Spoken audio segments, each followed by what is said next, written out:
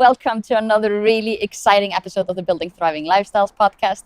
I am so excited about this one today because we are going to take a deep dive into the cutting edge whole wellness tech whole aspect. We're going to have a much closer look at biohacking. Today we have a special guest on the podcast. We are joined by head coach of BiFormation biohacking studio here in Dubai. He calls himself the DuBiohacker on Instagram. His name is James Jones, and he has agreed to come and teach us a couple of things about biohacking and kind of explain what this all is. A lot of you were super interested in this. I've been sharing a little bit about my experiments here and my visits to the studio while I'm here in Dubai. And a lot of you sent through some really interesting questions that I've kind of collected and I'm about to go ask James for the answers to. So stay tuned all the way through. You're about to be absolutely bombarded with a lot of information, and make sure to stay all the way to the end because we are going to try to summarize it all and make this into an actionable plan that you can actually implement into your routine. So let's dive in. Hey there, podcast friend. Welcome to the Building Thriving Lifestyles. This is the podcast where we are flipping the script on how beginners to advanced CrossFit, OCR, and Hyrox enthusiasts can hit their peak performances, maximizing their physical capacity without those burnout blues and hustle culture. I'm your host, Egilodóttir, and I'm here to bring you a blend of expert interviews, personal stories from athletes around the world, mixed with some professional insight as a certified health and wellness coach, physiotherapist, and a former elite athlete, now turned into a fellow athlete. Get ready for some deep dive into the art of crushing your fitness goals while embracing your self-care. This is your go-to spot for a kick-ass and endurance lifestyle. So let's go on a walk, drive, or clean your house together. You just need to grab your headphones, hit play, and then let me take care of filling your ears with some actionable inspiration that you can use to build your thriving and your striving lifestyle. Thank you so much for taking your time out to talk to me. I really appreciate it. And I feel like it's like biohacking thing is like so niche at the moment. I don't know. Maybe you felt it for a longer time. You say that, but it's like a decade ago. Like for instance, I remember waking up in the morning and putting a heart rate monitor on, and then using I think it's called Power, so Joel Jameson's thing, and you had to plug it into your computer and give you your heart rate variability. It was like a pain in the ass. You had to do it. You had to lay still for 20 minutes. Yeah, the Omega one. Right. Yeah, I had that. So it was but now, everyone's got an Apple Watch or a Garmin or a Ring or a Whoop strap or something, and it just does it, and it's 10 times better, and you get way more data. So maybe it's because it's so accessible that everyone is kind of talking about it at the moment. It is so much easier now to get data that you can really use to make meaningful changes, and you don't need to be in a university or have weird equipment and sink a ton of time into it. So I think that's why sort of biohacking is taking off. Yeah, it's getting so accessible. It's super easy now. Well, that's basically why I wanted to get you on, is to kind of talk about a little bit more about these things. And already now you mentioned several different things that we can look into, but tell us a little bit about you first. My name is James Jones. I'm the head coach at Formation Dubai. It's sort of a premier biohacking facility. I've sort of been in the biohacking world. It's been on my radar for a long time. I sort of came into the world of fitness from a psychology and cognitive neuroscience degree. So I had spent time in the lab with electrodes on people's heads and stuff like that. And so I actually I knew the power of being pretty rigorous, collecting data, doing studies, and then actually doing stuff where you're open to the results, and you're not maybe you're hoping for a result, maybe it's equally valuable if you don't get it. Yep. And taking that mindset to fitness sort of ends you up, in this space where you're testing ideas. You just you got that little piece of skepticism where someone's oh, this is the way it works. Yeah. Let me test that. Yeah. So trusting the process, but also kind of experimenting with it along the way. Yeah. And just being open to putting in the work to test ideas yourself, and obviously in a facility like this, it's me and the staff, like we get to do a lot of testing or digging through research and stuff like that. And so we're not asking the clients to test stuff, but we also do ask people to run little experiments and track bits of data. Yeah, and I mean, I guess you do a before and after test and you see how well that protocol worked, like given X, Z, Y, and you get to take a lot of things into consideration. Yeah, so I think like to me, like when someone says like, what is biohacking? It's like, it's not red light therapy or infrared saunas or cold plunges. These like tools that sort of people have figured out have some value. But like, what is a biohacker? Like, what is biohacking? It's sort of taking responsibility on yourself and having the confidence to like run experiments and see if it works or not. You know, like not just taking someone's word that like this is the best diet for you. It's like, you know, if someone says like, oh, this is going to help your sleep, it's like get something like a Garmin or Apple Watch or Oura Ring, implement it, track your sleep for 2 weeks and say, oh, when I did it, I got on average this sleep. When I didn't do it, I got this sleep. And you might be like, actually, it didn't do anything. Didn't matter. Or it could be like, wow, this hugely improved my sleep. Gotcha. So like that's sort of the mindset of the biohacker. And I think a lot of athletes are like sort of part-time like individual scientists and they're biohacking themselves, right? And a lot of good coaches are doing it. Even if they're not using the word. No. It's like, it's almost like a little dirty word at the moment because everyone assumes that you're doing something like extra, but it can actually be applied to a lot of different protocols. Yeah. So I think actually the best coaches are sort of biohackers, like the bodybuilders, a huge example of this. Like, I mean, they've been experimenting some pretty powerful chemicals for a long time. Without the supervision of doctors and stuff, but they figured a lot of stuff out. Like they're sort of the canaries in the coal mines. But the best coaches, they're not waiting 7 years for the science for peer review papers to get meta-analyses and then to start implementing. You know what I mean? They're running little experiments with with themselves and with their clients, with the athletes, and they're like on that cutting edge. It's like sometimes you got to go on a hunch and you want to test it. Sometimes it turns out that hunch is like awesome. Other times didn't make that much of a difference. And like obviously with different people. But how did you get into biohacking? So I guess it's just having that like scientist sort of mindset from the start, and then like starting CrossFit early actually was sort of the impetus for it, because you realize with CrossFit very quickly that there's like so much stuff that you have to be good at. And like you can't train endurance like an endurance athlete. You can't just do 20 hours a week of endurance. No, it's difficult to learn. Yes. And you can't do another 6 hours a week of strength training or bodybuilding. And then you can't also then do all the gymnastics work. And then you can't also be mixing them together. Like you can't train 50 hours a week. No. So you can, but your body doesn't combine with it. So that's why you can't, I guess. So you sort of like you realize real quickly from like being a generalist and trying to do a bit of everything that you're like, you have to sort of do a Pareto distribution. You're like, okay, what's that 20% that's going to give me 80% of it? How do we get 80% as good as the people that do it? And the truth is, like, there's not a lot of research on that. No. So you've sort of got to test things out. And I think with the science background, I was like, well, if I'm going to test it out, I'm going to test it out properly. You know, I'm not just going to go on what I feel.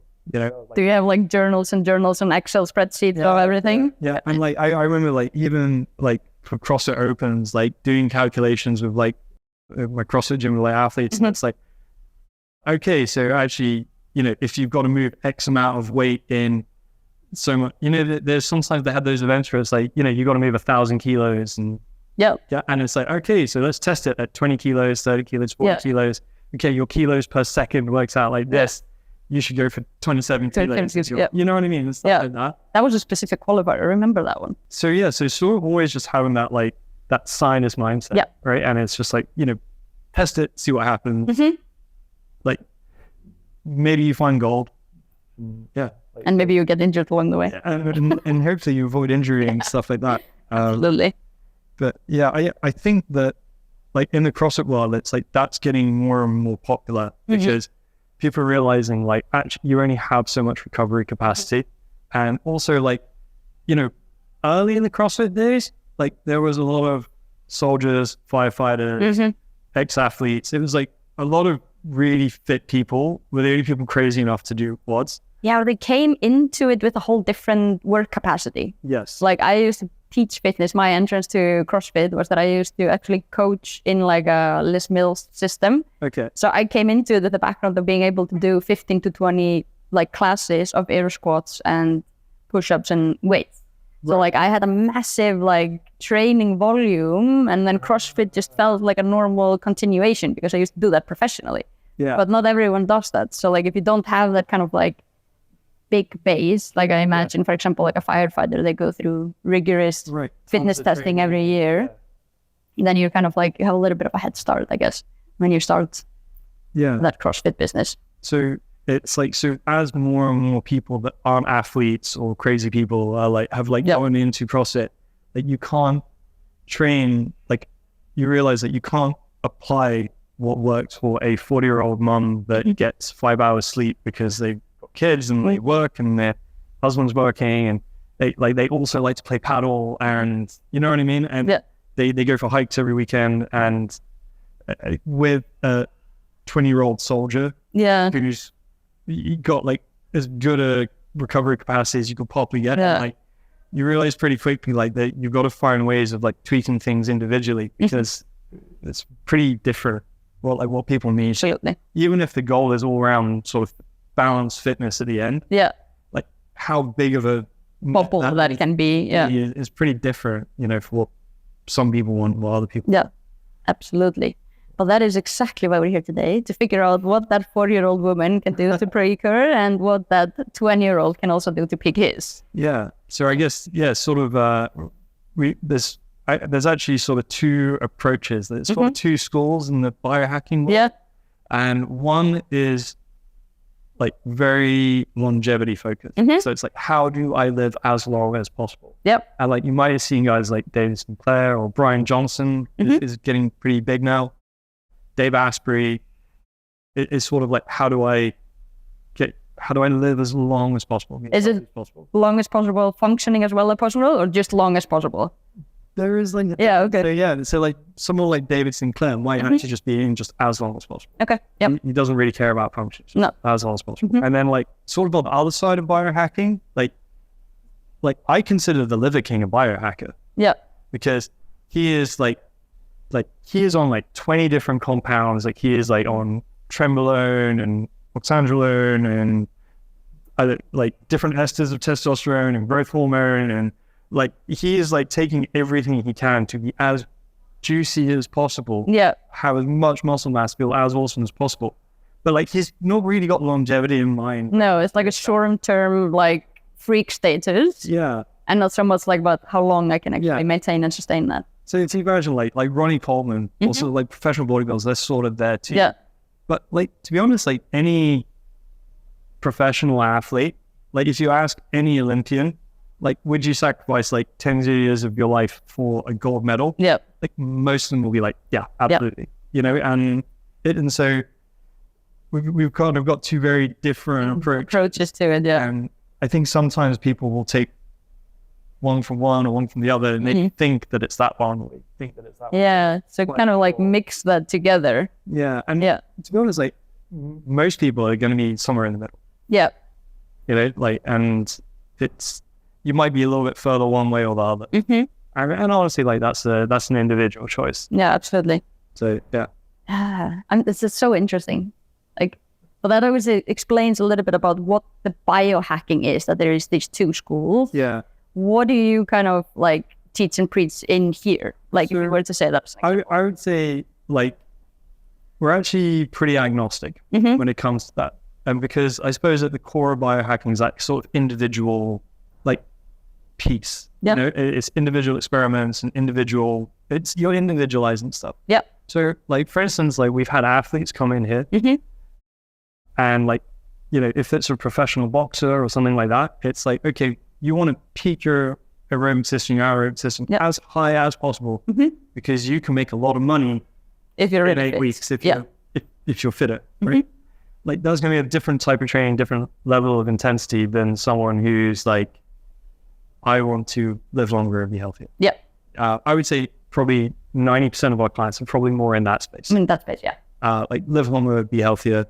And then, you do get the old person that's like, I just want to go freak. It was like, how do I redline my body to actually max? And we're sort of happy to do either. And like they say, like some people will start trying to get healthy or lose weight, and then they end up wanting to do something special, or they want to peak for an event. Like we had a client in there, and she wanted to lose weight.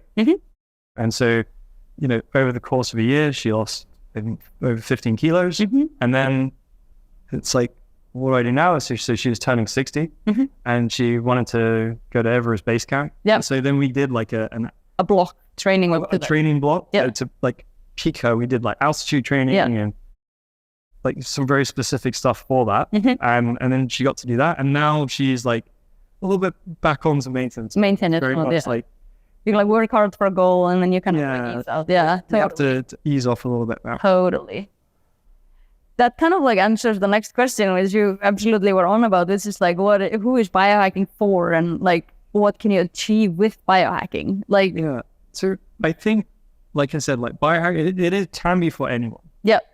I think it works well with people that are sort of optimizers. You know what I mean? If they have that mentality that they like, I want to do the best that I can do, and it also works well with like nerds, like so people who like data. Looking at their numbers. And it isn't for everyone. Like some people have amazing intuition. They can really feel things in their body, and like they sort of don't need the numbers. People that were athletes when they were younger and stuff, they tend to have a really good intuitive sense. They might not need the numbers. They might be interested. They might not. Like some people, like they don't like tracking things or writing things down. Like trying to get my dad to make a food journal is just like it's difficult. Like, it's also difficult if you ask him. It would be different if someone else asked him. But But you know what I mean? Like and so it's like there is a little bit of nerdiness sort of going on. Needed and required. But what are some of the results that you can achieve with biohacking? Like again, so I like if you're looking to gain muscle, like we have a client gain like 6.5 kilos of muscle in 12 weeks. That is massive. Which is pretty is wild. It standard like 0.5 kilos per month or something? Yeah, like it was phenomenal. And so, I mean, his goal was like, I want to gain he's a pretty skinny guy, and it's like as much muscle as possible. And so we're doing stuff here where we're just, okay, what's the principle of gaining muscle? Basically, we want full muscle activation, and then we want full muscle fatigue, and then we want to recover as well as possible. And by maxing that out with some pretty weird equipment, forced eccentric. I was going to say, I'm just looking at it right here.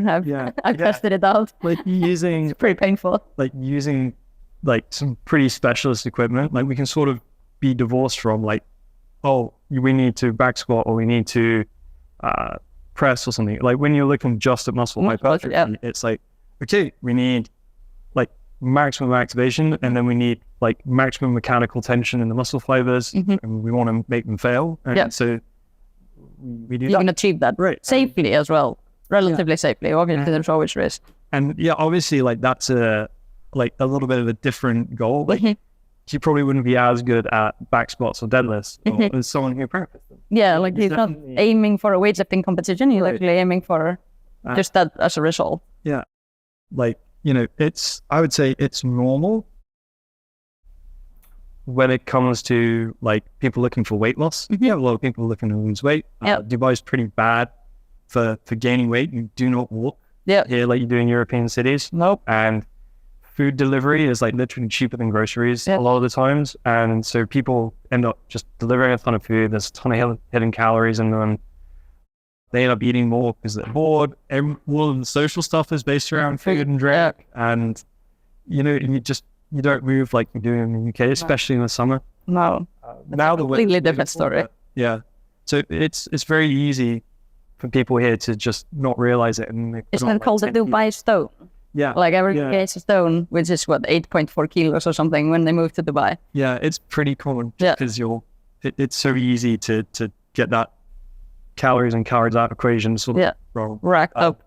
So for instance, like when we're looking at like a meal plan here, it's not just like, here's a meal plan, go for it. No. Right. So we can do some testing, and then based on the results of that test, so that helps us make a plan. So is that the basic metabolic rate testing then? Or? So we could do like a 3D body scan, and that's going to give us like a body composition analysis. So that can give us your lean mass. And that would tell us how much protein you need. Yep. Because it's like you want your lean mass to be linked to your protein. So generally, actually, if you're looking to lose body fat quickly, you probably bump the protein up a little bit higher.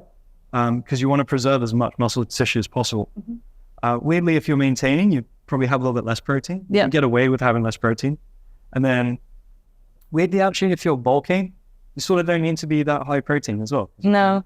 Your body's going to use the carbs and fats to sort of build. So weirdly, like fat loss sort of has the highest proportion of protein. Higher protein. Also, the people that struggle the most with protein, I guess. So it's good to know it, like black on white. You say and the data nerd. So just looking at it, and be like, I need that. And then we can do like a resting metabolic rate test. So we'd look at the amount of CO2 and oxygen that you're breathing, and that would tell us not only like carbon emissions, literally like they test your car. They can tell basically your mileage. So how your fuel economy is basically. We can tell you your mileage, and we can have some we have had some pretty significant differences between like a predicted based on height and weight, and then your actual metabolic rate. I imagine it's like hugely variant from like basic formulas. Like it can be 400 or 500 calories up and down, which is basically the weight loss. It is like your entire deficit or weight gain. So we have found like generally people that have struggled to gain weight might have a fast metabolism. And genuinely, they do burn just a ton of fuel. And then likewise, we've had people that genuinely do have a slow metabolism. I would say 90% of the time, it's almost bang on predicted. Okay. It is pretty close. But within that, we can also see whether your body likes burning more fats or carbs. And some people are like very like sort of the metabolism is like up to 90% of resting calories is from fat. Even without ketogenic diets or anything like that. And then we can have it the other way where someone might be getting like maybe 30% of the calories from fats. And generally, like with those people, we've had really good success sort of having a small window, like 2 to 3 weeks to sort of help get them fat adapted. And we got some tricks for that. But that can the calories in, calories out is always the thing that determines weight loss. But it's so much easier when you're not hungry. Then you're less tempted to just fall into the black hole of eating whatever is in front of you kind of thing. We take most people that sign on to programs through a VO2 max test as well. And from that, we can actually figure out how many carbs you need for what state of exercise.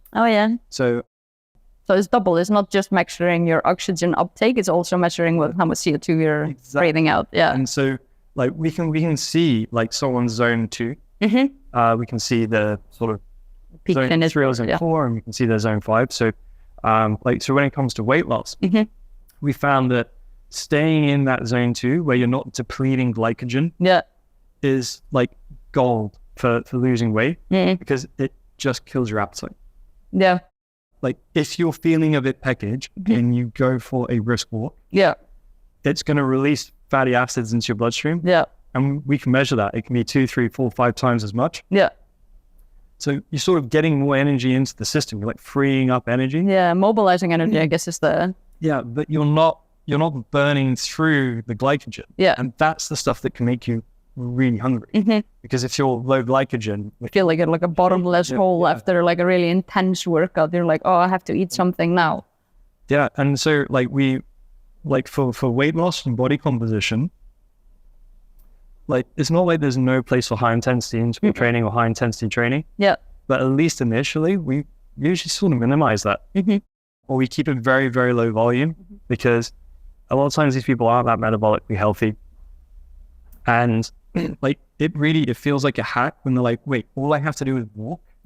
What? I thought I had to kill myself at workout. No. Look, if you want to be an athlete, yes. But right now, you need to lose 20 kilos. So like you don't need to kill yourself. You just need calories in, calories out. But I mean, that applies also for athletes that are trying to lose weight. They're always trying to work out more, which, you know, you need to add in walks rather than more in high intensity workouts. Because the high intensity stuff comes with a high recovery cost. Yeah. And you, again, like there's a lot of times where the advanced and the beginner actually look more similar than the intermediate. Yes. Because the intermediates can sort of get away with a lot of stuff because they can't really push themselves as hard as the advanced, but they've got a lot more recovery capacity than when they started. Yeah. And so, like, from beginner to intermediate, like, more is generally better. Yeah. But then it gets to a point once you start getting advanced that it's like more is just more. Like, more is more, and like if you're back squatting like 150 kilos, like some of the girls are in CrossFitters now, like, you can't do that 3 times a week. No. Like, you can't. Like, whereas when you're starting out, maybe you start back squatting once a week. And then as you become more conditioned, you can go twice and even 3 times a week. But it's like at another certain point, you need to come down break that curve. That curve. And I feel like a lot of people don't realize that, and they want to keep pushing. Going, like, if back squatting 3 times a week to work, 4 times would be better. Gotta be better, 6 times, and you're like, no. Yeah, that's like where that more is just more, and like working smarter, not necessarily harder. Yeah. You know, there's classic sayings to make sense. But okay, losing weight, adding like improved conditioning for some of the higher intensity athletes with like boxing and so on. Yeah. What else can you achieve with biohacking? What are some of the goals that you help people with? So I think like longevity is a big one. Yeah. And like, you know, I've talked about sort of taking baselines and looking for data. Like for longevity, like we might be looking at blood work. Yep. Like we had a really interesting example actually recently. There was actually 2 guys. They're like best friends. One was Italian, one was Swedish. And they both had started a carnivore diet. Yep. And when they started here, they both got blood work done. Actually, the Swedish guy, his blood work was like immaculate. It looked amazing. Before they started. Like, so they had already been doing carnivore. Okay, for like some time. Yeah. They hadn't got any blood work done. No. And I was like, you should get some blood work done. Just see what happens. And like, so the Swedish guy, is LDL cholesterol was awesome, A4B amazing, HbA1c awesome, everything looked great. Yep. Following the exact same diet. Yep. Literally housemates. Yep. Italian guy, LDL cholesterol through the roof. Yep. Like, HbA1c wasn't looking great. Like, you know, it was like, and we actually, because of that, we sort of individualized it, and he ended up eating a diet like we were like much higher in monounsaturated fats and olive oil, avocado, that stuff. Yeah. A little bit more fish, a little bit less meat, a little bit more carbs. Yeah. And like, so these guys got completely different results from the same diet, and they ended up having to eat completely differently. Yeah. Likewise, we've had like couples come in, and you know, one the guy that I have in mind, he was very, very fat adapted, and the woman wasn't so much. Yeah. And we found out actually she did better on 4 small meals a day with like slow release carbohydrates. So things like whole grain breads and you know, like sweet potatoes and stuff like that. Oats, you know, she felt great on that. And he ended up eating twice a day, like quite high protein, high fat, a little bit lower in carbohydrates. Both got amazing results. Yeah. But like testing that from the beginning, you can sort of see, keeping an eye on blood work, even things like, you know, tracking heart rate variability and recovery, diet can make a huge impact with that. Like one of the ones that we see quite a lot when we start tracking blood glucose that we do with some people, like is that with the so it's a little monitor you can put on. Freestyle Libre do it. I did a review on the Ultra Human one, like a month test and experiment. So awesome. So you're already biohacking with Ultra Human. Yeah, I've done a lot of different things, and they have also watched it, so they know about it. So like so you'll notice like you get some weird results. Yeah. Because like the charts of glycemic index are based on like huge swaths of data where they're fingerpricking, they're testing people after eating certain foods by themselves. Yeah. And then I'm sure you noticed that sometimes like my fiance is Hungarian, and like watermelon spiked her blood sugar higher than ice cream. Yeah. Like what? For me, it didn't. No. For me, I was fine. I can eat fruit and it doesn't really spike it. Coffee was worse than donuts. Wow. Like, yeah. Like that's weird. You're like, what? Yes. sometimes you see stuff that you're not expecting. Yeah. And I think as a biohacker, it's not trying to explain away stuff that doesn't make sense, but you like, what is more important than what should be. Yeah. And so you're like, okay, like I guess like that's not great. Like, so one of the two things tracking my blood sugar taught me, and tracking my sleep as well, with Oura Ring, was like one, I always felt like I did better sort of leaving my carbs till later in the day before dinner. And then I felt really tired afterwards. And then I'd be like, oh, that makes my sleep feel great. I actually, tracking it, complete opposite.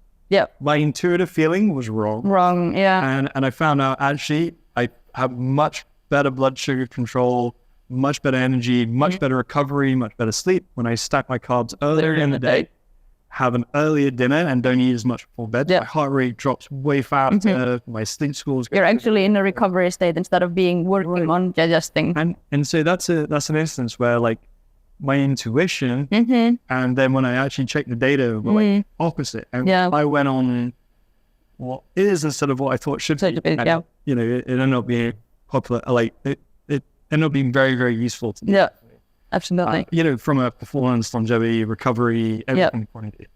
Like sleep is sort of the main one. Yeah, I would say it's pretty high up there at least. Nothing really tops that. But how can biohacking enhance athletic performance and reduce the long-term sacrifices? Like how can you actually, because you were talking about these two schools, and I feel like a lot of people know about these two schools in terms of like, you know, maximizing the now and maybe cutting 10 years of your life, or like living forever and maybe not having the function. Yeah. So where is it that it kind of like crosses over? So like, obviously like there's things that are going to maximize you right now, which are going to have a huge longevity cost. So like we mentioned, like things like anabolic steroids, things like spiking your insulin really high, like really high carbohydrate diets, having really high IGF-1, like you will gain more muscle and you'll feel more awesome, but it might also age you a little bit quicker. You know, having loads of stimulants. And then on the other side, like when you really get into the longevity space, you're looking at pretty heavy calorie restricted diets, 10 to 20%, it's pretty common. Things like metformin, then increased lifespan. Rapamycin, mTOR is literally like the medication or rapamycin. And like if you ever seen those animals, like there's the Belgian blue cows, and you get some lab rats that they've like deactivated this gene and they just gain infinite muscle. Wait, you know? What? Yeah. I've seen pictures of it, but and so actually purposely like turning that gene on more, will like with rapamycin you'll have significantly less muscle mass, but you will live way longer. Okay. So it's sort of like if you can burn through less cell cycles, you can. That's the idea with like reducing the calories is kind of like slow the system down, You're actually trying to get your metabolism as low as possible. Yeah. So like Brian Johnson brags about having his body temperature like a degree lower than a normal human, like a snake. So you know what I mean? Like controlled by the temperature of the weather. So even things like intermittent fasting and stuff like that, not great for performance, great for longevity. Yeah, I was going to say, where does it intersect? Like, how can we peak performance and get, live at least? Okay, so I would say the best place to start is there's definitely things that decrease both. Yeah. So smoking, like alcohol, like having bad quality sleep, some food practices like overeating calories past a certain point, like this, if you're getting over fat, like it's not going to be great for performance. It's also not going to be great for health. No. Yeah, but there's basically like, if you think about something that's like severely unhealthy, like eating a lot of trans fats, like these aren't going to be, there's no benefit and there's only a cost. Yeah. So probably start with eliminating those. Yes. Is your best. Basically, and just general health, almost like, the government recommends it with like less alcohol or like following the recommended guidelines for alcohol, whatever that is right now. They take it all the time. I think it was 7 drinks at some point. I think it depends also on what country. So no more than 3 in one sitting or something like that. I think in the UK and Ireland, probably Iceland, they're probably a little bit more. They're like 11, then, no more than 8 in one sitting or something like that. Yeah. And then if you look in America, they're a lot more conservative. Yeah. As far as I can see, I know people talk about polyphenols in red wine and how healthy that is. There's other better places to get polyphenols. You get dark chocolate, blueberries, that kind of stuff. And Like if there's one thing that impacts your recovery, probably the most significant way, if you ever tracked it with a whoop strap or something like that, alcohol. Yep. Destroys your recovery. Yep. And I think as you get more and more over 30, that's the harder it is. Thing, yeah. Absolutely. I don't have the data, but I have a theory that hangovers are cumulative. Yeah. Yeah, right now they're really bad. It's like just one glass of wine and then I'm screwed. So, but there's also, I suppose the really exciting part is like now we are finding also stuff that has a benefit in both areas without a cost. Which could be. And this is where it sort of gets really exciting. Yeah. Because now we're looking at extending lifespan and health span. Yeah. Probably one of the big ones would be hyperbaric oxygen therapy. So saturating your body and your blood plasma with oxygen seems to make you feel better while you do it. Yeah, I did it after my flight. I was not jet lagged. This is the first time I've ever come back to the UAE and not felt like for 3 days. So so paying your blood oxygen levels high. But it seems like if you do something along the lines of 20 to 40 days, where you go in there every single day for an hour, you can actually increase telomere length. So telomere is little strands at the end of your DNA. Yeah. So like the piece that keeps the end of your shoelace from fraying. And every time you go through a cell cycle, those are there to sort of protect the information of the DNA. And every time you go through, they trim down a little bit shorter and shorter and shorter.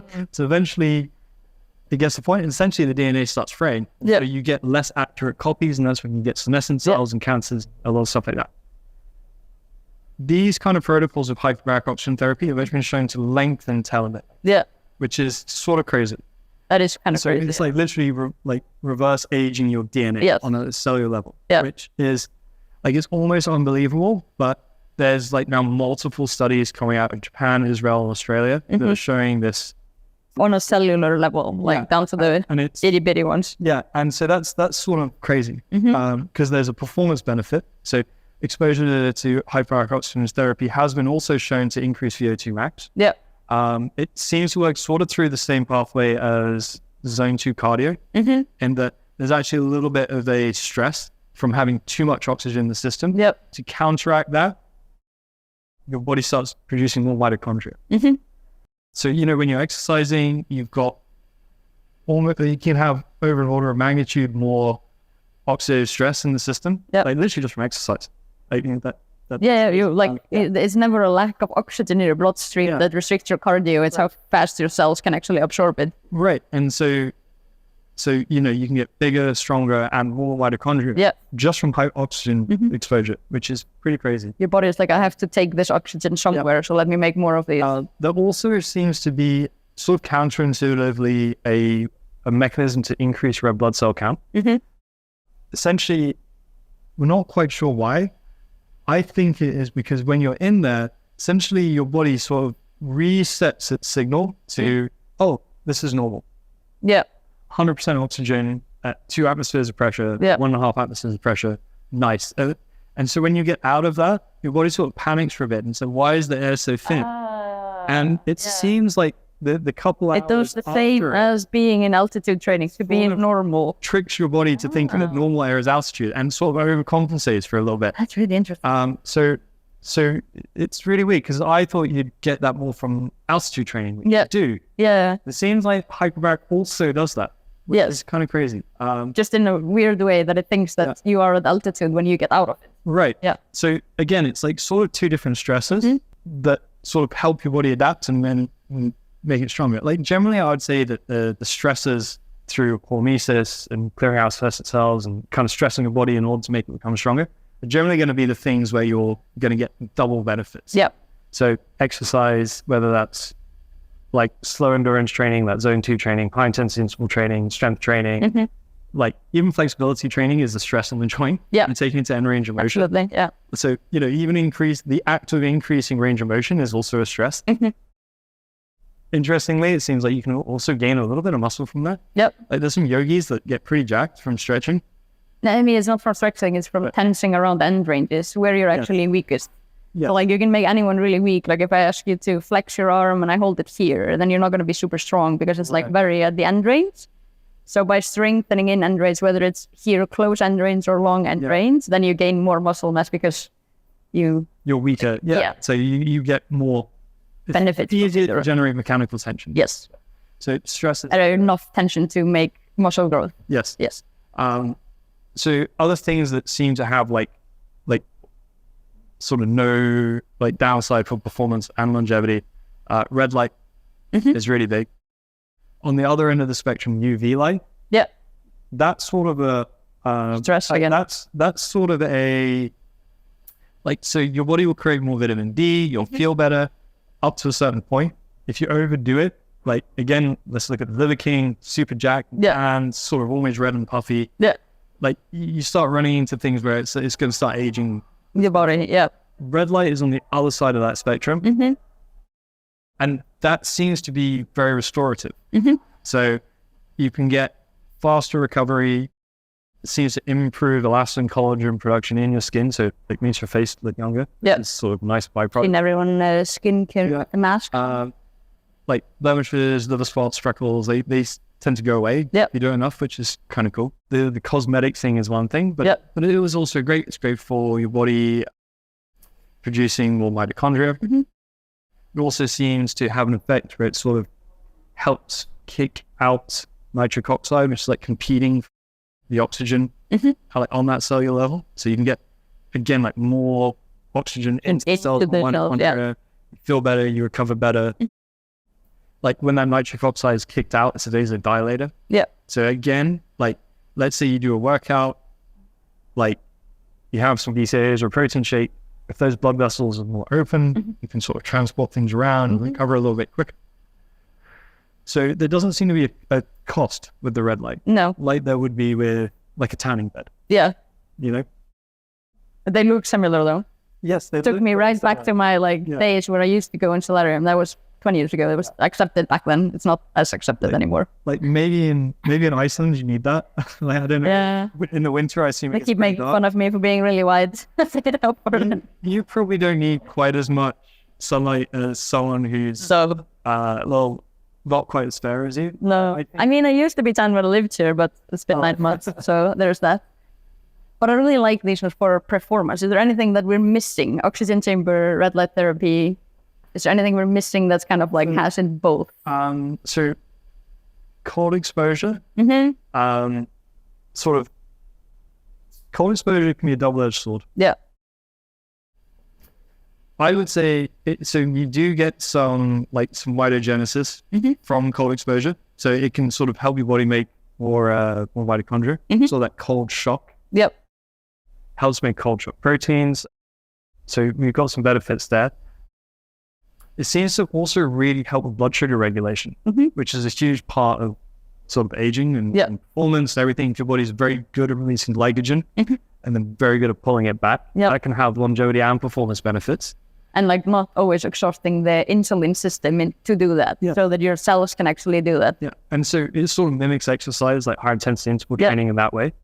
Where it can be sort of detrimental on the not so good sides. Not so good. Yeah, on the not so good side, maybe it's fine for longevity, but for performance, is doing ice baths immediately after strength training has been shown to decrease the amount of muscle mass that you build. And I see a lot of people jumping in the ice bath. We need that inflammatory process to actually get the benefits from the strength training. Yeah. 100%. And so I see a lot of people wanting to do the cryotherapy or the ice baths like immediately after. Same day, And it's like, for most people, the goal of strength training is to gain muscle. Yeah, and to create inflammation, and then your inflammation is actually going to make you stronger. Exactly. Yeah. And like, I mean, doing it before could help. Yeah. There's some interesting stuff with men where it seems to raise your testosterone, which is pretty cool. Not so much data on it, but there's some really powerful sort of biohackers doing these N=1 experiments. And like, I would sort of naysay it as like not important because it's very small. Very small. Yeah, it's a case study, not a experiment. But I've seen people like, if it was like 5 or 10% increase, I just put that off to natural variance. Yeah. But we're seeing like 30 to 50% increase. from doing ice bath and then strength training. Biotherapy and then straight into it. So there might be something there. I think it could literally just be like doing something insanely difficult that you don't want to do. Yes. And then flexing your willpower, basically. And then training your willpower and having increased dopamine. And then maybe once you're doing that, maybe you're working out harder, you're all fired up, your adrenals are going, and like you just feel... You have the confidence from doing something hard. Yeah. So and over time, I think that builds on itself. It's one of these that you'll have to write like needs further research. But yeah, doing it after training is something I see people sort of messing up. Yeah, no, I have read that. That's a Swedish study, I think it was. Yeah, it was one of my projects in school as a physiotherapist. I wrote on that one. So even icing injuries now is like we're not so sure. No, exactly. Well, we want the inflammatory process to actually take its course. Yes. So it's kind of like... So actually, things that sort of don't blunt the inflammatory process, but help you get through it faster. Yes. So things like doing an extended cool down. Yeah. Like after your workout, like getting on a bike an Airdyne or like a row or going for like a little jog and like taking time to get that blood flow and cool down slowly will improve recovery and reduce soreness. Things like doing sauna after your workout. Yeah. A hot bath or a jacuzzi. Yeah. Red light therapy. These are all sort of vasodilating. Yes, they're still keeping things going. Encouraging blood flow. Yeah. There might also be additional benefits for tendon health. Yeah. Because they don't get a lot of blood flow. No, especially not with a big contraction. More when it is more like gentle contraction, then it will be circulating in the tendons. So I'm sure as a physio, like you've seen that tendons, like they sort of like the extremes. Yeah. So like forced eccentrics have been really beneficial to tendon health. Yeah, I mean, like prolonged tension. Yeah. But then it also needs not tension afterwards to heal. Like if you only apply tension, then it snaps. Right. So but like Nordic curls help with hamstring integrity and tendon strength, right? Like insanely high force. Then also those like, I don't know, like maybe put a band on your hammies or and do like a set of 100 with almost no... Yeah, like the hamstring kicks and stuff like that. Yeah, exactly. It's kind of being coupled with it. So you need like... both the long stretchy strength, but also kind of like the higher repetition, cyclical reps, I guess you can call them. And like anecdotally, you see a lot of athletes that they can get rid of like golfer's elbow, with, have one high rep band, work, and it just that extra blood flow just seems to help it heal. Yeah, like, absolutely. Really, really well. With the red light therapies, I've been using red light pens for like 15 years. Oh, amazing! In physiotherapy, where you like actually go in and help on them. So actually, like a tool we don't have in here is a physio. Like maybe it's a good idea. Like, what's your thoughts on ultrasound? Yeah, I mean, it has such a bad reputation because there are so many physios that are just like, you have a back injury, I give you ultrasound, and then they just stand around there. Yeah, it has some evidence to it, but it can't be used alone. It has to be coupled with what's the reason for the underlying issue. So like actually. For you, like what physiotherapy tools would you say seem to work, and which ones would you be like, you're probably just wasting your time? I think as a physiotherapist, you always need to think about the basics first. We can't jump straight into the fancy stuff. So like a red pen on a tendon injury is great, but we have to fix if you're always rowing with a bent elbow and you're always lifting with a bent elbow, then you have to address the technique and address that first, and then we can heal your tendon. Like, does that make sense? If you keep aggravating pull mechanics, it's like that's it. Yeah. So it's kind of like as a physio, like I know and respect a lot of these tools. And like I said, I've used, for example, a laser pen and red light. Like it's like smaller. It's like a torch. It's like a flashlight, basically. Yeah, and you put it like really, really close. Really close, yeah. And same with the laser pen. So, for example, if we have someone with a shoulder impingement, we'd use that on the tendon itself. But that will then be coupled with posture training, strength training, sets and reps, and hypertrophy training for the affected parties, and then range of motion training for the shoulder blade. Like you can't use it just isolated and alone. So I think like, obviously like we're looking at range of motion here with some people, and like we're really looking for imbalances. Yeah. So, like we have our own in-house system. Something like, there's one that CrossFitters use. It's really good. Yep. Like having something where you can again like put a number and quantify your flexibility, I think is a great tool if you're that way inclined. Yeah. And going through like systematically being like, okay, like I've got no internal rotation in my rectum. Yeah. It doesn't hurt now, but that's sort of like a red flag. Like, Yes, that might hurt at the later stage. So I can actually show you. I have a really fun and simple way to test mobility. It's like a screening way. okay, cool. Like afterwards we'll sort of compare notes. Yeah. Maybe I'll end up dating my sister actually. I'm always into that. Yeah, and then like I do free consultations with people and just do mobility screenings. Yeah. And then you get basically that back, and you're like, I have limited range of motion in this. Yeah. These are some of the stretches that might help.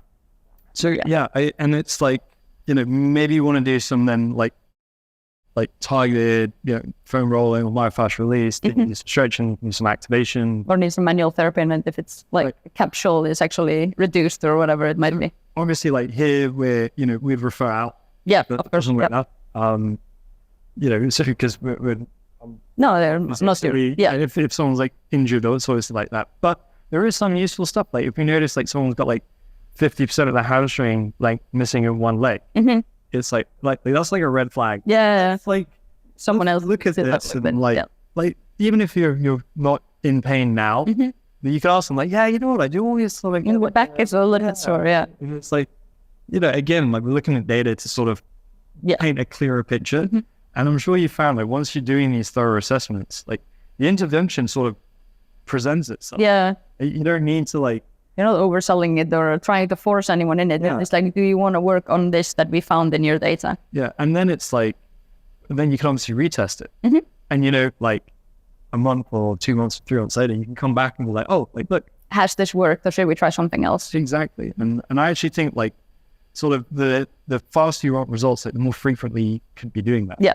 You know, like, so. Up to a certain point. Sorry? Until it just becomes more and more and more. Right. And then you don't want to be neurotic about it. No. Like it can really, but yeah, sort of different things actually sort of have good frequencies on which to test it. Absolutely. Like, so maybe mobility screening like monthly or quarterly would be a good thing. Yeah.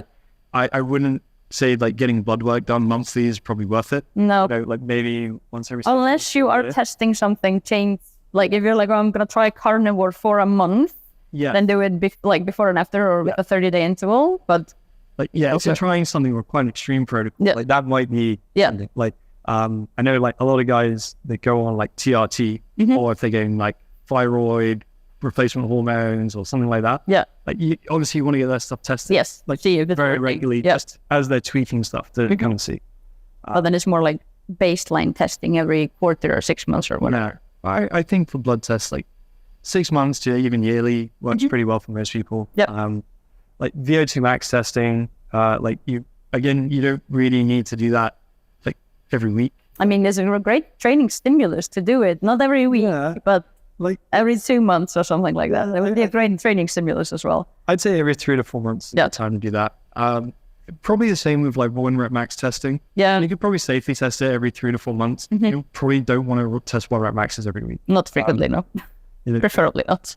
For things like sleep, it's pretty easy now to track that every day. Yeah. You know, things like heart rate variability now, super easy to track. Yeah, it's on everything. Logging your workouts, super easy to do every workout. Like, so you know what I mean? Like there's some things that can be tracked more frequently. Like body composition could be a bit of a, you know, if you're doing caliper tests, it could be a bit of a pain. So maybe that you'd want to do less frequently. You know, but stepping on a scale, like could be something you do quite frequently. Yeah. I mean, I do advise people to throw the scale in the ocean, but that's a whole different story. Just to not get completely set off by it. What role does nutrition play in biohacking for fitness? We talked a little bit about nutrition. Yeah. A little bit, both in terms of like the Liver King and like fat dominant and more carbohydrate dominant. Sort of folk and also you can test for food intolerances. Sometimes there's the IgG test can be a little bit. What's an IgG test? Like an immunoglobulin test. So we're testing to see if you have an immune reaction to certain food. Sometimes they can just be that you eat the food a lot. Yeah. So sometimes you see people like, I'm intolerant to eggs, and like, probably not. You probably just have eggs like 3 or 4 times a week, so it's probably just in your system. Okay, so that would make it react to it in like a food intolerance test. Yeah. So sometimes you can get things there. Like you can even get DNA tests now. Yeah. Like a company DNA Fit, they do tests, and it can tell you like whether you're more likely to develop celiac disease, if you have a certain gene sets, an MTHFR gene, which means that your body can't process B vitamins very well. I want to supplement there. Some people, like, you can tell if you metabolize caffeine slowly or quickly, whether you're more likely to be at risk of cancer from eating a high protein diet less. You know what I mean? Like, there's individual differences there. Anytime you can sort of optimize for yourself, it's just going to be easier to be healthy, you know? That's the kind of nutrition, more like testing then, and then you have to apply different protocols depending on what the testing shows. Yeah, so like it's very easy to sort of be overwhelmed by this, but actually the more testing you do, it actually sort of simplifies it. Yeah. Because you're like, then you're not worried about like, all the other stuff. Yeah. Can I eat gluten or not? Yeah. It's like, no, you're fine. Yes, exactly. Like, oh, can I eat dairy or not? Oh, actually, you don't even have a gene to process dairy in adult. So just skip that completely. Just take that out of the equation. Yeah. You know what I mean? And it actually weirdly sort of simplifies it. Yeah. I can see how that works. What a lot of the questions that came in when I did a little view of this facility was regarding biohacking and then cognition, and in terms of like improving your mental capacity, your productivity, mental health. So, all right. So, like I say, my background was psychology. So I'm sort of interested in that. It is a big part of the equation. What I will say is, like, if you sort out some very basic things and make your body incredibly healthy. Yeah. Like, if you're sleeping enough, getting exposure, moving, like getting sun exposure, moving every day, eating a nutritious diet, mostly whole foods, you know, exercising with intensity a few times a week. Yeah. Like, if you can just make your body very healthy. Yeah. Like, a lot of the neurotransmitter ratios sort of sort themselves out. Yeah. Which is, like, people want to say that there's like this magic formula, but probably exercise is probably the most important thing. It's very, very simple, but it's probably exercise and sleep. Yes. And for mental health. And then not doing things that purposely poison you. Yeah. I would say, like, probably another big one would be maybe neurofeedback training. So, like, there's devices such as the Muse Band or Focus Band, you can put on your head, it's an EEG reader, and they can give you some audible feedback as you're going through different brainwave states. So as you're trying to meditate, they can tell you, like, oh, you're like alpha 5 gamma, and they will tell you with sort of different sounds or a different pitch of a noise, a different like timbre or something like that, and you can stimulus, and you can then sort of relate, oh, this sound happens when I feel like this. So you start to learn where that is. And if you get out of it, you get a little warning sign. So, you know, as let's say you're in like a nice like theta brainwave state, and all of a sudden you start like drifting out of it, and you'll hear it go from like bring it back down to that low hum. I think you can so that's utilize training to stay in the right kind of in the right vibe. Flow state, I guess you can call it if you're like human language. Yeah, so you can sort of train yourself to know where flow state is. Yes, definitely. And like that in and of itself, like, it's so hard to grasp. It's also a subjective thing that you'd like, how can you even measure that? But I've seen some headphones. Okay. Is that what that is? So I think you're probably thinking about something called like the Halo Neurosport. Yeah. That's different. Weirdly, I think that's literally related to some of the research that I did at university. Yeah. So we were doing what's called galvanic vestibular stimulation. Yeah.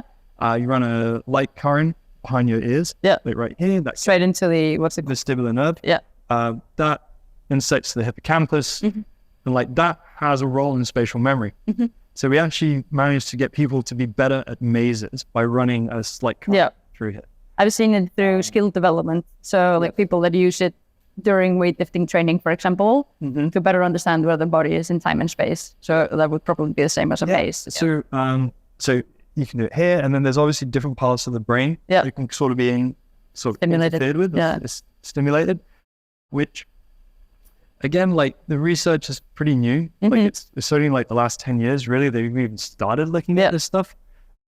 But like, it's definitely something where it's like worth a try. Yep. you know, and I think if you've been... But that's different from training yourself in flow state. Yeah, I would say training yourself in flow state or learning how to meditate or do mindfulness practice is like probably going to be much cheaper. Yeah. And probably almost as good. Yeah. I think now you're looking at like superhuman brain. Yeah, no, it's just, I was wondering if it was the same thing, if it like gave you audio feedback on if you were in like a optimal zone for learning or not.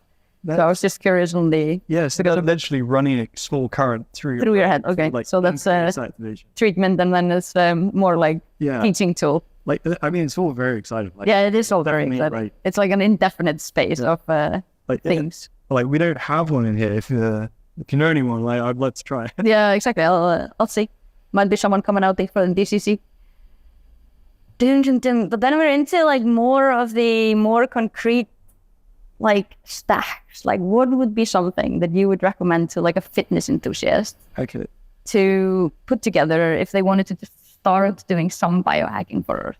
So I would say like go to no cost. Yeah.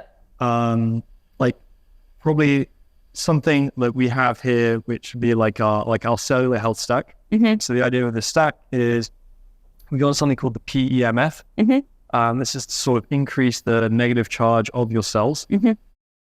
It helps keep red blood cells apart so you get better oxygen uptake. It can help pull in nutrients and kick out waste products more efficiently. But you can do this for free. It's called grounding. Yep. So if you walk barefoot in the sand and get outside, like that can do it. Yep. So the second part of our stack would be oxygen exposure. Mm-hmm. So we can either do EWOT or we can go in the hyperbaric oxygen chamber, saturate you with oxygen. Mm-hmm. Like that's going to have, remember we were talking about the longevity and performance and recovery benefits from that. So that's huge.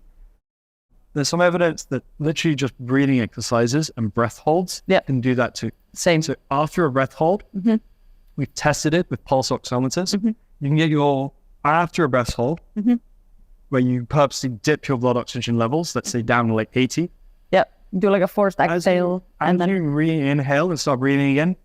It doesn't go to 95 or 100, it goes to 100. Like 95 to 97, like normal, it'll go all the way to 100. You can like super saturate your blood with oxygen just through some breathing exercises. And that looks like sort of like Wim Hof style breathing, like sort of like almost... Where you almost start to gasp for air kind of thing, breath holds. And then it seems like the key is to go down into the low oxygen state with the breath hold.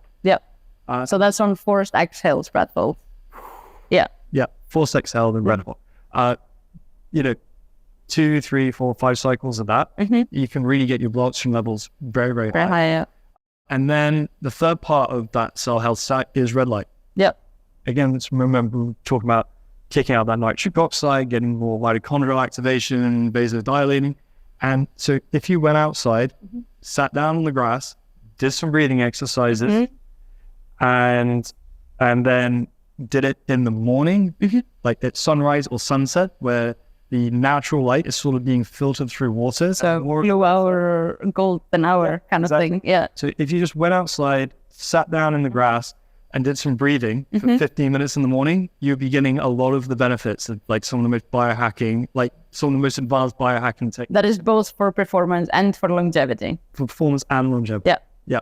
And then after that, if you really want to like feel great for the day, over here you can jump in the cryotherapy or cold plunge. If you're in Iceland, it's easy. Just go outside.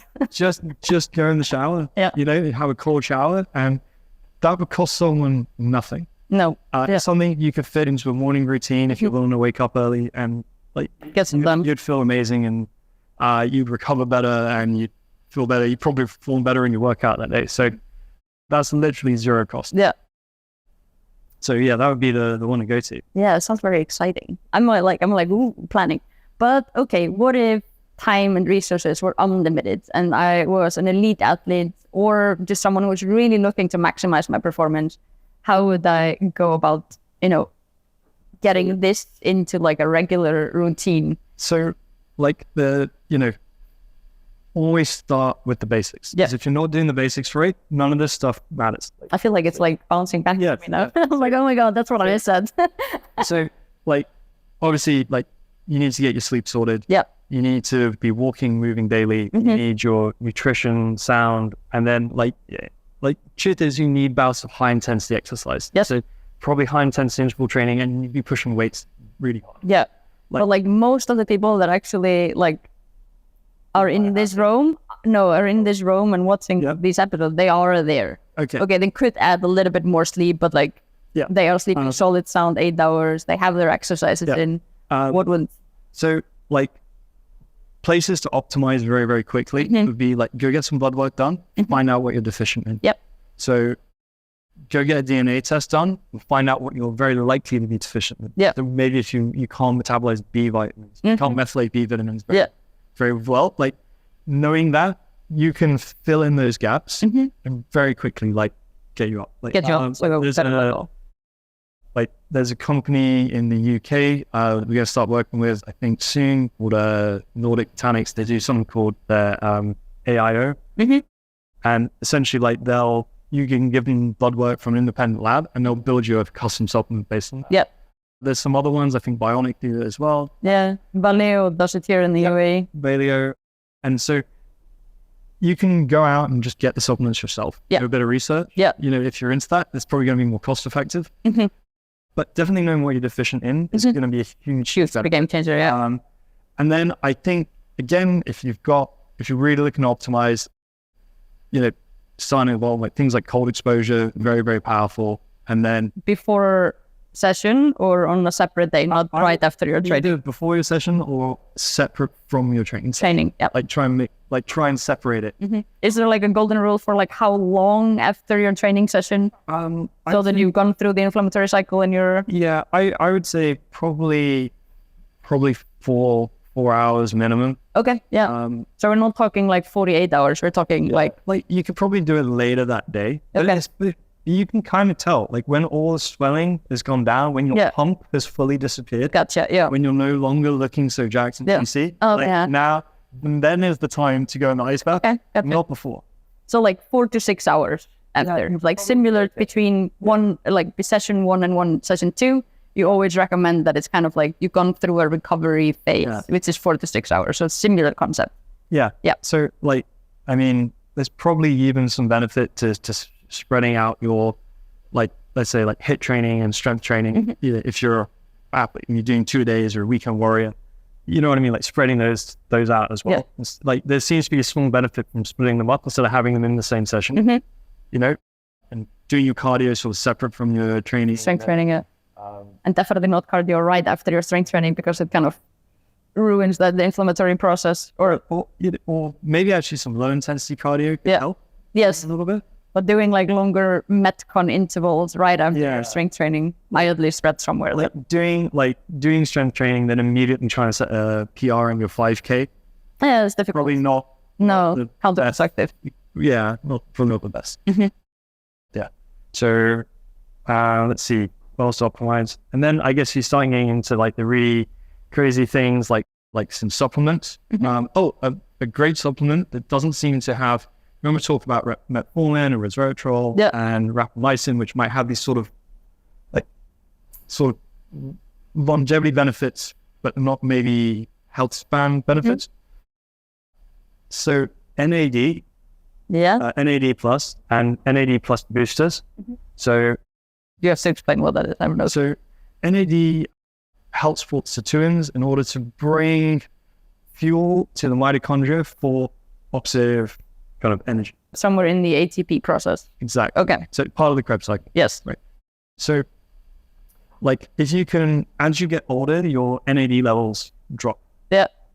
And so if you can keep those higher, you can kind of keep your cellular energy levels higher and you get more accurate cell division and more accurate division of that DNA. Because there's more energy sort of supplied to it, so it does a better job. So going from sort of like most expensive, get an NAD drip. That'll get your levels maximized immediately, but that can be a little bit pricey. So it can be over €1,000 for a drip like that. And that would have to be done once, or are we talking like recurring treatment? Probably do that, like, you know, if you're Brian Johnson, probably once a month. For normal, like if you want most of the benefits, like once every 6 months, that'd probably be something like that. Depending on how much you take. It makes you feel a little bit woozy while you're doing it. So NAD, so you can jam it right in there. then you can sort of go up the chain for how you make it. And NMN is there. Like David Sinclair's a big fan of that. That seems to help. You have to explain what that is. So that's nicotinamide mononucleotide. Yeah. It's out there now. So you can buy this on Amazon and stuff like that. Yeah. So that's a good one. So that's going to help support mitochondria. So you're going to have a performance benefit. Mm-hmm. It's like your cardio will get better just from that. Yeah. But also a longevity benefit. Yeah. Moving up the chain a little bit cheaper is nicotinamide riboside. A little bit cheaper, takes a little bit longer to build up levels, but just as good. And that's a supplement as well, or? Yeah, that's another supplement. And then going up the stream from that is niacin. And so that's just vitamin B6. Yeah. And so you can eat foods rich in B6, or you can take that as a supplement. What would that be, for example? What food is rich in vitamin B6? I think it's seems like oily fish, pretty high in B6. Yeah. And then I think things like spinach, broccoli, I think it's a little bit. So it's like back to the food pyramid where it's like whole food and grains and... Yeah. So be careful supplementing niacin. Yeah. Because you can get what's called like a niacin flush. Yeah. And you kind of go bright red and sort of... some people might like that. No, maybe not. Others, it's like maybe not. It's like being too tan. They're like, flushed. Yeah. So I think they even put it in some pre-workouts because it's sort of like beta-alanine. Yeah, gives a tingle. It'll give you like some tingles and flushing, and it makes you feel like, weird. Oh, this must be working. Like, so yeah, that would be a great supplement. Yeah. So those are kind of like nutritionally making sure that your, inside is as healthy as possible to perform the best possible. Yeah, I think generally if you start from a base of health. And then sort of add performance on the top. Yeah. Like that's probably the best place to start. And I'm sure you're probably on board with that. Yeah, I mean, yes, obviously start with health first. Like it's kind of like a drop in the ocean if you start supplementing on something, but then you're sleeping 5 hours a night, then you're kind of just like... Yeah, I remember talking to a woman who was like very, very knowledgeable biohacker, like, very, very, very clever. I think she's even a doctor. Yeah. And she's talking about like, should I take magnesium citrate or magnesium malate? Should I throw magnesium? And it turned out she was sleeping like 4 hours a night. Yeah. And so it's like, there's a lot easier ways to, like, there's a lot more bang for your buck. Like there's lower hanging fruit for improving sleep, like blackout curtains, like maybe not eating a ton of carbs right before you go to bed, staying away from stimulants, not drinking alcohol. Like before, like the different ester of magnesium is going to make any difference at all. To that, yeah. It's kind of like if you have a panel in front of you, you like dial the big buttons first, and then you start like playing around with the small buttons. Yeah.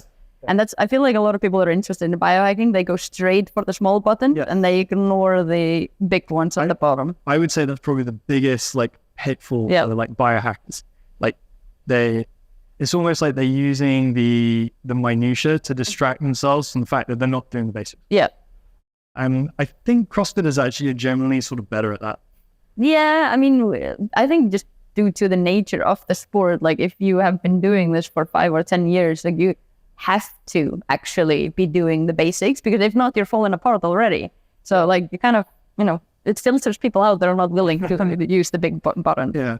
I suppose like CrossFit's also got a great thing like with the basics. It's like you have to have the basics of some bodyweight movements, the basics of barbell movements, the basics of conditioning movements. You're not afraid to be a beginner if you've done CrossFit. You're not afraid to be a beginner at something if you've done CrossFit before. And I think like, maybe you see people in the sort of fitness world getting like very fancy with exercises, one-legged, Bosu ball, wobble things. And with the band and then the ball that you're throwing at the ball at the same time. And it's like, you're probably going to get more benefit from just that thing. From like a squat or a leg press or like a basic compound movement. It's probably going to be like most of your stuff. Just like hit my value, like target spot on. I'm like, basic stuff first, and then we can get all fancy afterwards. It's I think some people are a little bit disappointed in that when they're like, so what's the magic pill? And I'm like there's sort of some magic pills, but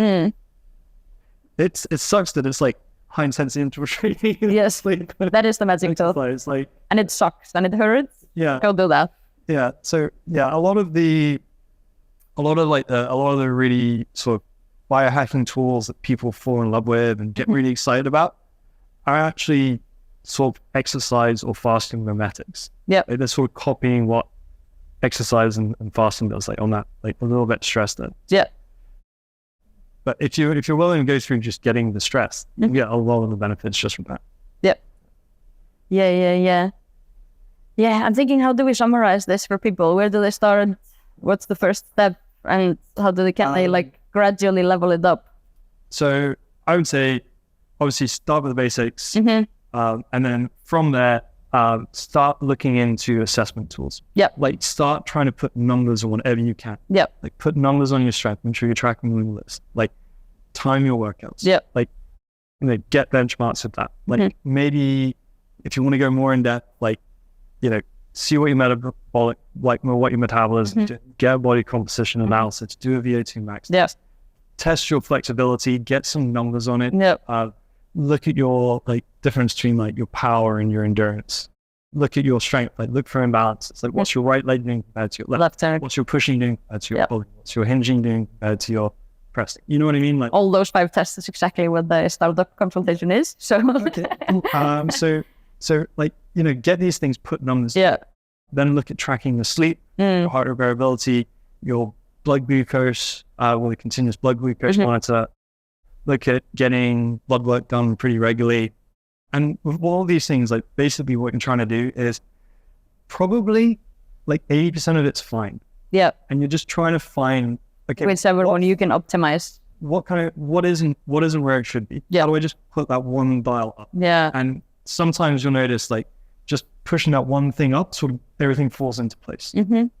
So instead of just going and adopting all kinds of routines and habits that may or may not impact whatever you haven't measured, what you're saying is get like numbers, see if it's working for you, and then you can evaluate whether you're going to keep it or not. And then so once you've done once you've done a bunch of testing and you've figured out something that you want to change, do the simplest possible solution over like a pretty short time frame. Yeah. To attack it. Yeah. And then retest. See if it works. And see if it works. And be honest with yourself. Like sometimes the thing that you thought might work, like might not work. Yeah. And be willing to sort of like take your favorite toy and throw it out the pram. Yeah. And grab that toy. Yeah. Like, like I've heard some people, like, I don't recommend it, but like, they try something like carnivore, like I said, or maybe they'll try a vegan diet, or they'll try a supplement, and like, then they test it and it's like, that didn't really work, man. No. Like things either stay the same or they got worse. Or, sometimes you'll see people, they're like, oh, like I want to add in this thing into my program. And it's like, and then next week it's like, I want to add this other thing. Oh, I want to add this thing. I want to have this. Yeah, because they don't have a baseline. They're stacking all these things that like, they get overwhelmed and they don't realize, like, they don't know what's working. No. So they have to do everything or nothing. Yeah. They can't skip anything because they don't know which variable it is that actually brings the benefit. And so then they just know that they have this ritual that makes them feel good. But it takes 2-3 hours of their day. And they're like, I don't know what to skip. No. Because I started doing everything at once. At the same time, yeah. And so like maybe that's other things, like gradually introduce things. Yeah. So that you can then run that experiment for 2 weeks and be like, keep it or throw it. Did this actually help my sleep? Yeah. Or did this actually help my blood glucose? Or did I actually get stronger? Yeah. Maybe you need a little longer time frame for that. But, yeah. Give it 4 or 6 weeks for their strength. But yes, but like, same principle. But some people say like, oh man, I read this article and like, this is going to be the best new exercise ever. And then they change program completely. And they jump to this and jump to that. Yeah. It's like having the patience to run an experiment the time you would need to see a change. Getting a little bit geeky with the numbers and they get a realistic time period, because I think different things take different time. Like your vitamin D isn't going to pop off the charts just because you do sun exposure all of a sudden for 15 minutes. Like it's going to take some longer time before it actually kicks in. So fat soluble vitamins are going to take much longer to build up. Obviously water soluble ones can sort of affect those a little bit more quickly. But like they do take a while. Yeah. That's why like there's not really point getting a blood test. Like you wouldn't need to do that weekly. No. Like your ApoB isn't going to change. No. But I'm also hearing, okay, get tested. That's step number 1. Yep. Do something intentional and test it out and stack it over time. Yep. But then I'm also hearing like consult with a professional so that you give the appropriate things, the appropriate time to develop. Sure. like, I would say a professional is going to make the process much smoother, much easier. They're going to have experience that you're going to make better decisions right away. Or look up protocols, maybe.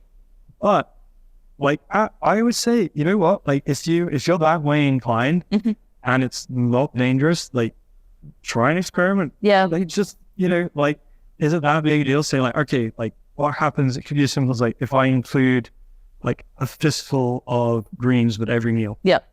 For 2 weeks. Yeah, it's a low stake change. What happens? I'm going to be rigorous. Every single meal is going to have a fistful of greens. Yeah. It's really weird to have salad with breakfast. Whatever, I'm going to do it. Yeah. And then at the end of the 2 weeks, you'd be like, I feel amazing. Or I don't know, I feel the same. Or actually, my gut feels worse. Yeah. At least then you've done the experiment. Yeah. Right? Like. Now, I was just thinking like in terms of like setting normal expectations, because you and I can just sit here and be like, yeah, no, vitamin D takes longer. But if you're at home and you don't really know, like you kind of have to figure out some kind of a protocol for the thing to, not to set your expectations, but to like, when should you retest for it? Yeah. So I think I sort of went over that. Yeah. You know, like VO2 max tests, it's like every 3 to 4 months. Yeah. Strength testing. Like, I mean, the strength testing, there is sort of a thing, like if you're following a model that has good progression built into the strength training, even if you're not retesting 1 rep max, you can be like, oh, well, I did like 6 reps of this last week, I did 5. Yeah. Okay, I'm getting strong. Yeah, increase repetitions, load or total volume per session. Yeah. You know, if you're doing endurance training, like tracking your, like using training peaks, you can track the training load and sort of like your heart rate. You can kind of see how you're progressing through that. It gives you an estimation of your VO2 max. And if you're training smart, you'll see that going up. Yeah. And then I suppose, like, when it comes to training, like, don't be afraid that you might be doing too much. Yeah. And actually, like, you know, for gaining strength or doing high intensity interval training, the stuff that is the most potent stimulus for getting stronger and fitter also has the biggest recovery cost. Yes. So, like, it might be when you start out that something like 2 good quality strength sessions a week, 2 high intensity interval sessions a week, and then like a zone 1 hike. Yeah. Like, you might get better performance and body composition from that with well-structured, clever training than you will like training every day, 2 wads a day. Yeah. For like, and just pushing yourself into doing 10 efficient sessions a week or whatever. Yeah. And so so maybe don't be afraid that actually you might need to do less. Yeah. Would be a big one. No. And that's a hard one. That's definitely a hard one. Yeah. Something that we're trying to educate though. Yeah. So that's probably the thing that CrossFitters don't want to hit. Like, it could be less. Like, but once they start seeing that they actually get better at it, we'll get them on board. That's at least the goal. Like strength training is some of the weirdest ones for that. Yeah. Like some people will respond to low volume strength training just magnificent. Other people don't. And some people don't. Yeah. You sort of have to test it. But like generally I've seen people, if you're better off training really, really high quality. You know, doing heavy, good tempo, controlled reps, 100% effort, getting very, very close to failure. You're better off doing that than a ton of junk sets, where you're sort of going through the motions. Like, I don't think any amount of like perfect protocol can beat genuine effort. No. You know, that's fair enough. Yeah. No, I think that we've been like all over the place, and like I love it because I feel like I knew coming into this chat that I was gonna probably have more questions walking out of here than I had when I came in, which is totally fair. But I feel like we kind of have a starting point for people where they can kind of start, get some of the main principles out there, and then once you've tested, done some of the intentional stuff, integrated one thing at a time, then you can kind of just like keep adding in and throwing out whatever is not working. Yeah, and I would say that probably the most valuable thing that we do here, like for programs, is the coaching session. And it is sort of the real focus is taking the million things you could be doing, and then dialing it down to like 3 things that you should be doing, like 1 to 5 things. That's like, okay, all that's cool, all this testing is amazing. Literally do this action, and this action every single day. That's your experiment right now. Forget about everything else. Just do that. And don't look up a new diet and check out a new whatever. And when something's working, don't change it. Yeah, exactly. That's such a good one. I almost want to end it on that one. Okay. So, summary for biohacking and experiments: when you find something that works, stick with it. Exactly. That's a really good one. Thank you so much for your time.